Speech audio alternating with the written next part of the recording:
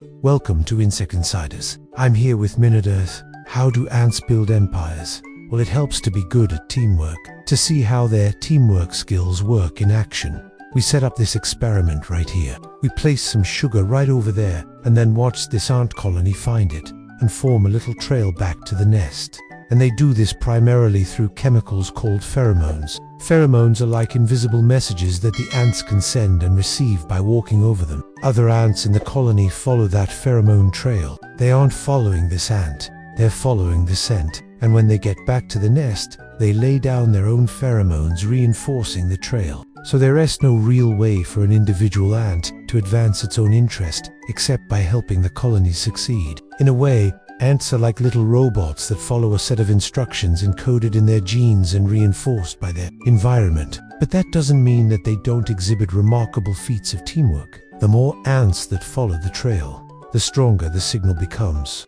What tiny team should we feature next? Like ants, termites live in colonies, and like ants, they need to divide up the labor among the individuals in the colony. It's a glimpse into the inner workings of a true team player. Ants show us that teamwork really does make the dream work. But unlike ants, termites don't use pheromones to coordinate their activities.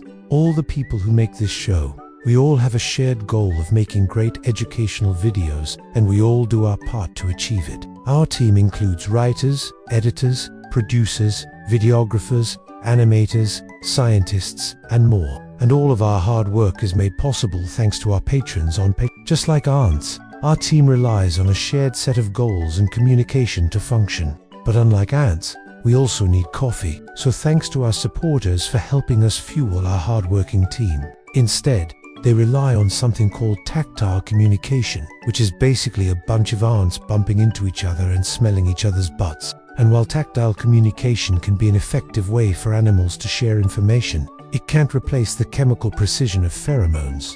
So termites have to rely on pheromones. They just don't have the same level of genetic and behavioral flexibility as ants. It's a self-organizing system. Each ant is acting in its own little self-interest, but the result is that they all march together in a group towards the food. And ants have lots of different kinds of pheromones that they use to convey all sorts of information to each other. So let's say a forager finds some food and starts to bring it back to the nest. As they walk, they lay down a pheromone trail, and they also release a pheromone that says, "Hey, I've got food and I'm on my way back to the nest." Now, if another ant finds that same food and starts carrying it back to the nest, it'll smell that first ant's pheromone and know that there's already someone else taking care of that food. So it'll go find something else to carry. This way, all of the ants in the colony aren't just running around carrying the same food back to the nest.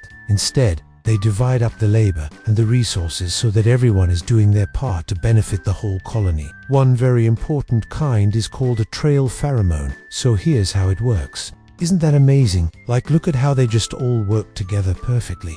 But how do they do it? How does one tiny little ant know how to work with all of the other little ants in the colony to accomplish big tasks, like building a nest or going out foraging for food? Well, to answer that question, we went to the experts. This is Professor Emeritus Bert Haldubler from the University of Arizona. He has been studying ants for decades, and he says that ants accomplish complex tasks because each individual ant acts like a single cell in a giant superorganism. But just like cells in our body, these little ant workers have to communicate with each other in order to coordinate their efforts. When an ant finds a new food source, like this little guy found our sugar, it lays down a trail of pheromones on the way back to the nest. Individual ants also produce another type of pheromone that tells their nestmates how far along in the process they are. This division of labor is made possible by the fact that every ant in a colony is sterile except for the queen. Just think about how many other species on Earth could hypothetically act like ants, but don't.